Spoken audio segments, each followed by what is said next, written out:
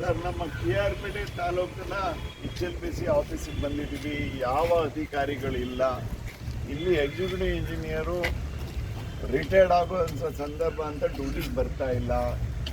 ಮತ್ತು ನಾವು CO ಹತ್ರನೂ ಮಾತಾಡಿದ್ದೀವಿ. ನನ್ನ ತಾಲೂಕಿಗೆ ಯಾವುದೇ ಕೆರೆ ಕಟ್ಟೆಗಳಿಗೆ ನೀರು ಬಿಡಿಸುವಂಥ ಜವಾಬ್ದಾರಿನ ಯಾವ ಅಧಿಕಾರಿಗಳನ್ನು ತಗೊಂಡಿಲ್ಲ. ಸ್ವಲ್ಪ ದಿನ ಮುಂಚೆ ನೀರು ಬಿಟ್ಟಿದ್ರು, ಖಾಲಿ ಅದು ಸುಂಗ-ತಣ್ಣೂರು ಕೆರೆ ಮತ್ತು ಸೂಳೆಕೆರೆ 2 ಕೆರೆ ತುಂಬಿದೆ. ನಮ್ಮ ತಾಲೂಕಿನ ಯಾವ ಕೆರೆ ಕಟ್ಟೆಗಳು ತುಂಬ್ತಾ ಇಲ್ಲ. ಅಧಿಕಾರಿಗಳು ಏನು ಮಾಡ್ತಾರೆ ಅಂತ ನಾವು ಕೇಳಲಿಕ್ಕೆ ಬಯಸ್ತಾ ಇದ್ದೀವಿ. ಇದು ಸರ್ಕಾರ ನಡೆಯೋ ರೀತಿನ, ಅಧಿಕಾರಿಗಳು ಡ್ಯೂಟಿ ಮಾಡೋ ರೀತಿನ, ರೈತರುಗಳೆಲ್ಲ ಏನು ಮಣ್ಣು ಮುಗ್ಬೇಕಾ?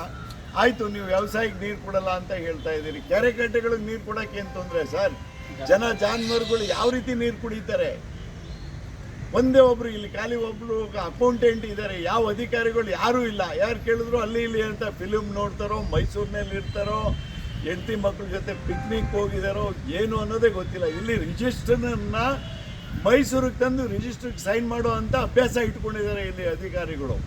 ಯಾರು ಕೇಳೋರಿಲ್ಲ. ಇದಕ್ಕಾಗಿ ನಾನು ಮಂತ್ರಿಗೆ ಕೇಳಲಿಕ್ಕೆ ಬಯಸ್ತಾ ಇದ್ದೀನಿ, ರಾಮಲಿಂಗಾರೆಡ್ಡಿ ಸಾಹೇಬ್ರೆ, ನಿಮ್ಮ ಡಿಪಾರ್ಟ್ಮೆಂಟ್ನಲ್ಲಿ ನೀವು ಚಾರ್ಜ್ ತಗೊಂಡಿದ್ದೀರಿ.